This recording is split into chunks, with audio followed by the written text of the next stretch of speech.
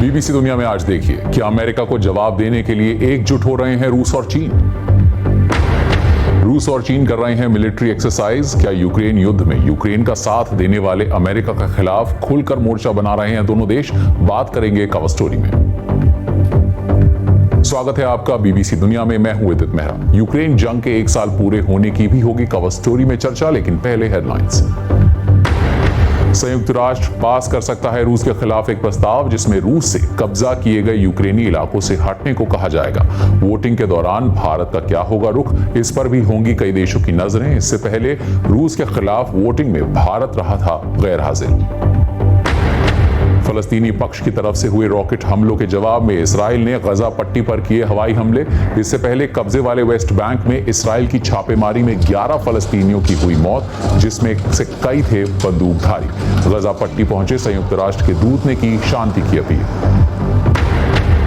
भीषण भूकंप के बाद तुर्की ने बढ़ाया बिल्डिंग कॉन्ट्रैक्टर्स पर हो रही जांच का दायरा। वहीं विपक्षी पार्टी ने साधा सरकार पर निशाना।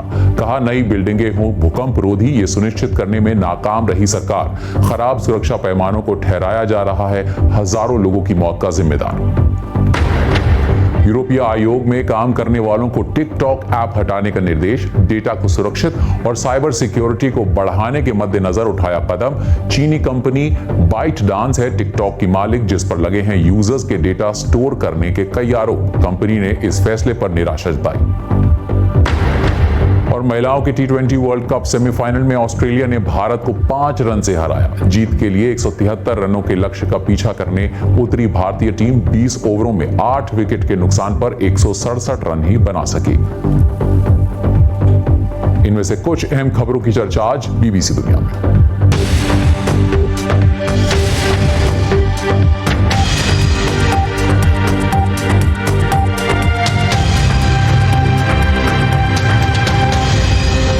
24 फरवरी 2022 को जब रूस ने यूक्रेन पर हमला किया था तो आशंका जताई गई थी कि यूक्रेन के लिए रूस का सामना करना बहुत मुश्किल होगा। लेकिन 1 साल बीत गया और अब भी रूस जीत से दूर है। जहां यूक्रेन को मिल रहा है पश्चिमी देशों का साथ, तो वहीं चीन और रूस मिलकर कर रहे हैं सैन्य अभ्यास। तो क्या इस जंग ने दुनिया को 2 खेमों में बांट दिया है? इसी की बात कवर स्टोरी में।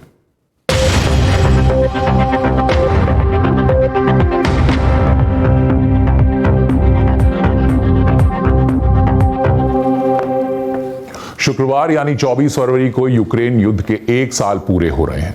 आज रात तक यह साफ हो जाएगा कि रूस के साथ संघर्ष में कौन कौन से देश यूक्रेन का समर्थन कर रहे हैं। आज संयुक्त राष्ट्र में एक प्रस्ताव पर वोटिंग हो रही है। प्रस्ताव में यूक्रेनी इलाकों से रूस को पीछे हटने के लिए कहा गया है। भारत और दक्षिण अफ्रीका जैसे बड़े देश पहले आए इसी तरह के प्रस्तावों पर वोटिंग के दौरान गैर हाजिर रह चुके हैं, जबकि रूस के सहयोगियों ने इसके विरोध में मतदान किया है। हालांकि कानूनी रूप से देखें तो यह प्रस्ताव रूस को किसी भी तौर पर बाध्य नहीं कर सकता है, पर दुनिया भर में रूस विरोधी माहौल बनाने के लिहाज से यह प्रस्ताव बेहद अहम माना जा रहा है। जहां यूएन में रूस के खिलाफ देशों को एकजुट करने की कोशिश चल रही है, वहीं रूस, चीन और दक्षिण अफ्रीका साझा सैन्य अभ्यास कर रहे हैं। यह सैन्य अभ्यास दक्षिण अफ्रीका के तट पर हो रहा है। हालांकि माना जा रहा है कि अभ्यास के दौरान रूस क्रूज मिसाइल नहीं दागेगा, सिर्फ बमबारी करेगा। दक्षिण अफ्रीका के विपक्षी नेताओं ने इस मिलिट्री एक्सरसाइज की आलोचना की है। बीबीसी संवाददाता एंड्रू हार्डिंग की यह रिपोर्ट। यूक्रेन से दूर दक्षिण अफ्रीका के समंदर में तैरता रूस का खतरनाक जंगी जहाज एडमिरल गोर्शकोव। ये लंबी दूरी की मिसाइलों से लैस है और इस पर बड़े आकार में वी अक्षर लिखा हुआ है, जो यूक्रेन पर रूस के आक्रमण का प्रतीक है। ये 1 हफ्ते का सैन्य अभ्यास है जिसका चीन भी हिस्सा है। लेकिन इस सब में दक्षिण अफ्रीका क्यों शामिल है? रूसी जंगी जहाज पर डेक के नीचे व्लादिमीर पुतिन की तस्वीर यहां लगी है। कैप्टन जोर देकर कहते हैं, यह सिर्फ नियमित अभ्यास है, कुछ भी भड़काऊ नहीं है। मेजबान दक्षिण अफ्रीका इससे भी आगे जाकर यह कहता है कि असल में आज रूस और यूक्रेन को इस तरह के सहयोग की जरूरत है। दक्षिण अफ्रीका और अन्य देश बातचीत के जरिए निकाले गए समाधान में भरोसा करते हैं। शायद हम वो देश हैं जो एक दूसरे का विरोध करने वाले अलग अलग राष्ट्रों को एक साथ लाने में मदद कर सकते हैं। who are opposing each other. दक्षिण अफ्रीका दावा करता है कि वो यूक्रेन युद्ध को लेकर तटस्थ है, लेकिन अभ्यास की टाइमिंग उनके इस दावे पर सवाल खड़ा करती है, जिससे यह भी दिख रहा है कि संघर्ष कर रही दक्षिण अफ्रीका की सरकार रूस के करीब जा रही है। हालांकि यहाँ विपक्षी नेता इससे नाखुश हैं। It clearly leaves the perception that इससे साफ तौर पर ऐसा संदेश जाता है कि हमारी सरकार तटस्थ नहीं है। ऐसा लग रहा है कि वो रूसियों को अपनी क्षमता और सैन्य ताकत दिखाने का हर मौका दे रही है। they fist their capability, their military strength. हालांकि रूस को लेकर यहाँ उस तरह का रुख नहीं है जैसा पश्चिम में है। Right now, across Africa, इस वक्त पूरे अफ्रीका में अधिकतर सरकारें यूक्रेन जंग से दूर ही रहने की कोशिश कर रही हैं। उन्हें चिंता है कि कोई पक्ष उन्हें जंग में घसीट ना ले, लेकिन इसमें कोई शक नहीं है कि नौसेना अभ्यासों के जरिए दक्षिण अफ्रीका ने रूस को एक छोटी सी प्रोपेगेंडा जीत का तोहफा दिया है, और ये भी साफ है कि महाद्वीप पर रूस का प्रभाव बढ़ रहा है। is growing. ये प्रभाव मुश्किलें बढ़ा सकता है। माली और बुर्किनो फासो जैसे देशों में रूस के समर्थन में झंडे लहराए गए। इन देशों में रूस पर तख्तापलट का समर्थन करने और लोकतंत्र को कमजोर करने के आरोप लग चुके हैं। दक्षिण अफ्रीका में रूसी सैन्य अभ्यास ने पश्चिम के कान खड़े कर दिए हैं, लेकिन ये याद भी दिलाता है कि ये महाद्वीप अपने दर्दनाक औपनिवेशिक इतिहास को देखते हुए अब अपने विकल्प खुले रखना चाहता है। यूक्रेन में 1 साल से चल रहे युद्ध में हजारों लोग मारे गए हैं और 1 करोड़ 30 लाख लोगों को देश के अंदर ही या दूसरे देशों में विस्थापित होना पड़ा है और बच्चों पर इस युद्ध का काफी बुरा असर पड़ा है। यूनिसेफ का कहना है कि 50 लाख बच्चों की पढ़ाई इस जंग की वजह से बाधित हुई है और यूक्रेन में जंग का बच्चों के मानसिक स्वास्थ्य पर भी काफी बुरा असर पड़ा है। कई बच्चों को माता पिता से अलग रहना पड़ा है। किन चुनौतियों से जूझ रहे हैं बच्चे, देखिए उत्तरी यूक्रेन से बीबीसी संवाददाता रिकी बोलेटो की इस रिपोर्ट में।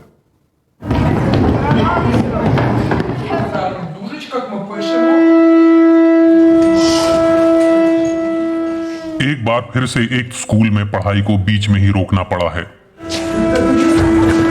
हवाई हमले के सायरन ने हमें हैरान कर दिया। लंबे ब्रेक के बाद बच्चे स्कूल आए हैं, हम वही देखने आए थे। अभी तुरंत हमने हवाई हमले का सायरन सुना है, जिसका मतलब है कि हमें भी बाहर भागना होगा। इन बच्चों को तो अब इसकी आदत हो चुकी है, क्योंकि ये सायरन अक्सर बजते रहते हैं। अब हम स्कूल के बेसमेंट में जा रहे हैं, जो फिलहाल सबसे सुरक्षित जगह है। बेसमेंट में टीचर इस खतरे से बच्चों का ध्यान हटाने की कोशिश कर रहे हैं। डांस के बाद बेसमेंट में क्लासेस शुरू हो चुकी हैं।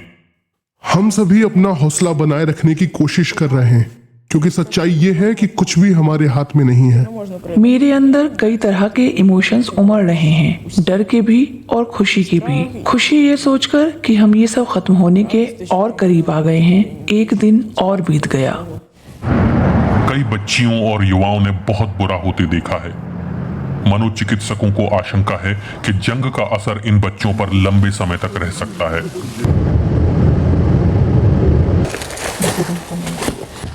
स्कूल में बच्चों को बाहर जो भी हो रहा है उसके असर से बचाने के लिए कहानियां सुनाई जा रही हैं।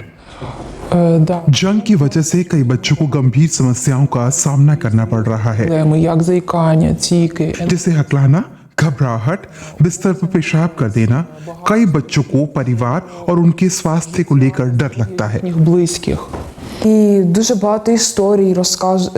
मुझे लगता है कि इस तरह के क्लब का होना काफी अहम है। जब आपके अंदर काफी कुछ चल रहा हो और आप इसे दूसरों के साथ शेयर कर पाएं, तो आप थोड़ा बेहतर महसूस करते हैं। यहाँ तक कि स्कूल में बजने वाली घंटी की जगह एक प्यारे संगीत ने ले ली है। एक ऐसी धुन जो स्कूल खत्म होने पर बजती है, पर जो चीज खत्म होने का इंतजार ये बच्चे असल में कर रहे हैं वो है लड़ाई। वक्त एक ब्रेक का। ब्रेक के बाद दिखाएंगे ईसाई बहुल नागालैंड में कैसे अपनी जड़ें जमा रही है बीजेपी,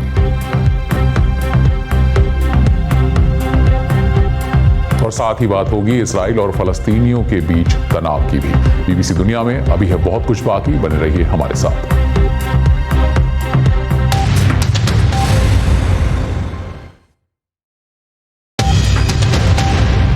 आप देख रहे हैं बीबीसी दुनिया, मैं हूं उदित मेहरा। गजा पट्टी में इसराइल और फलस्तीनियों के बीच खूनी संघर्ष के बाद तनाव बना हुआ है। संयुक्त राष्ट्र के मध्य पूर्व राजदूत ने गजा पट्टी पहुंचकर शांति की अपील की है। इससे पहले आज इस्राएली सेना ने वहां हवाई हमले किए। फलस्तीनी चरमपंथियों ने इसराइल की ओर 6 रॉकेट दागे, जिसके बाद इसराइल ने यह जवाबी कार्रवाई की। कल वेस्ट बैंक में इसराइल ने फलस्तीनी ठिकानों पर छापेमारी की थी, जिसमें कुछ आम नागरिकों समेत 11 लोगों की मौत हो गई थी। ये वेस्ट बैंक में पिछले 20 सालों में हुई सबसे हिंसक कार्रवाई थी। अब रुख भारत के पूर्वोत्तर राज्य नागालैंड का, जहां 27 फरवरी को चुनाव है। ईसाई बहुल इस प्रदेश में भारतीय जनता पार्टी के तेजी से अपनी पहचान बनाने से कई लोग हैरान हैं, तो वहीं बीजेपी का दावा है कि लोग उसके डेवलपमेंट मॉडल पर भरोसा कर रहे हैं। नागालैंड से बीबीसी संवाददाता दिलनवाज पाशा और सिराज अली की ये रिपोर्ट।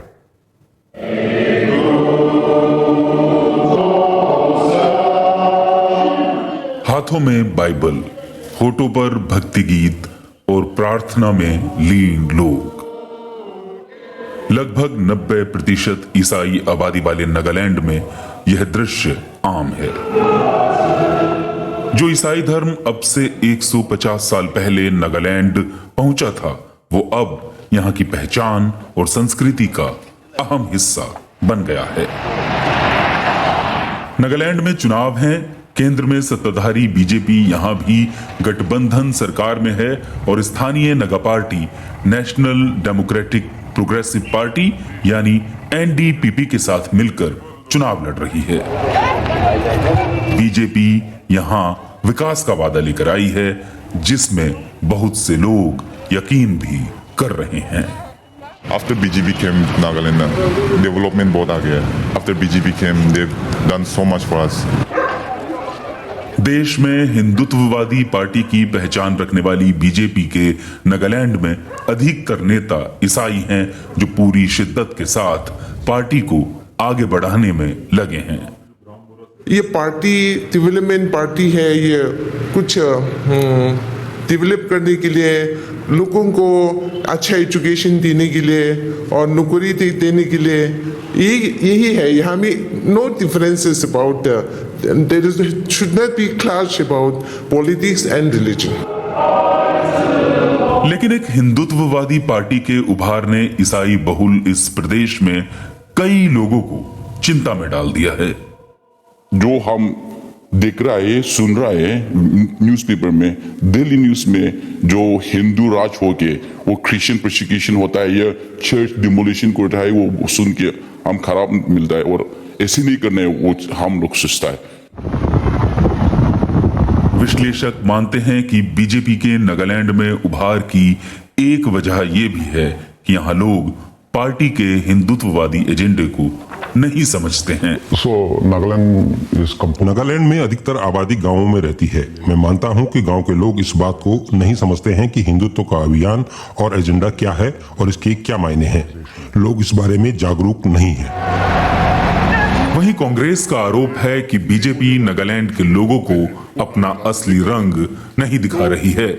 बीजेपी जो कर रहा है एक धोखाबाजी है।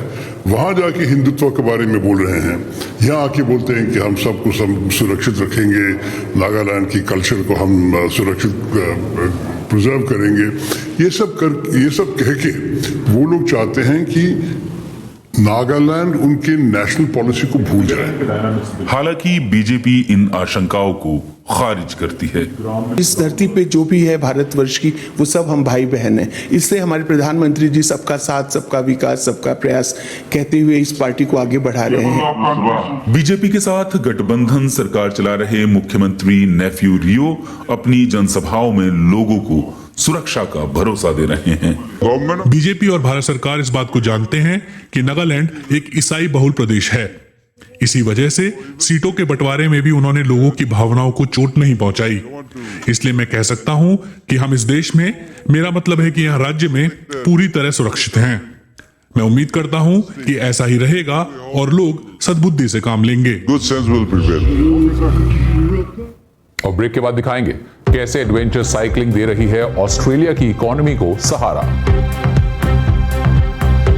साइकिल की सवारी करेंगे एक ब्रेक के बाद।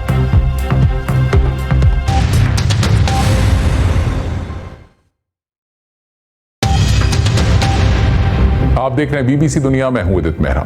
ऑस्ट्रेलिया सालों से जंगल की आग, बाढ़ और घटती जनसंख्या की मार झेल रहा है, लेकिन अब माउंटेन बाइकिंग ने इसकी अर्थव्यवस्था में नई जान फूंकने का काम किया है।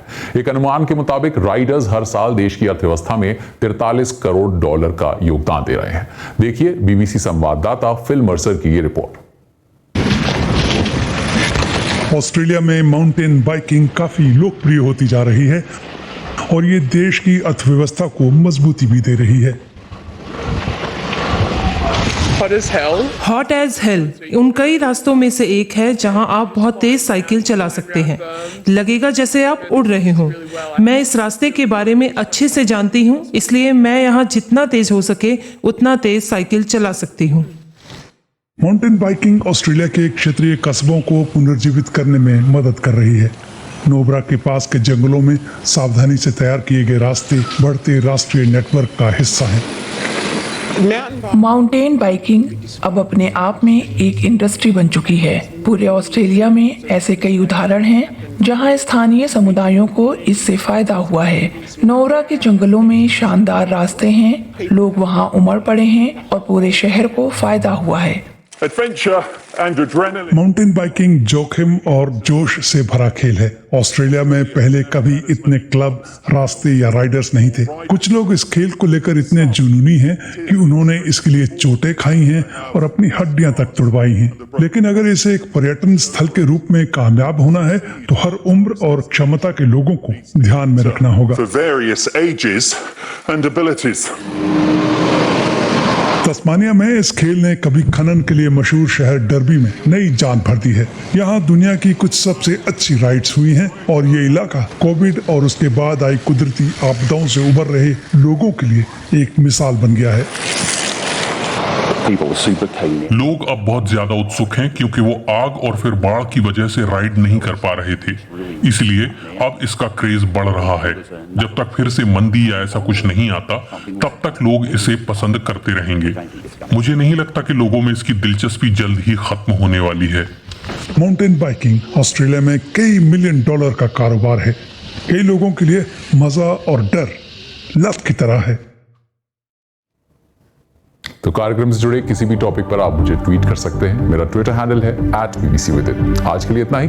बीबीसी दुनिया के साथ हम कल फिर इसी वक्त हाजिर होंगे। तब तक अपना ख्याल रखिए।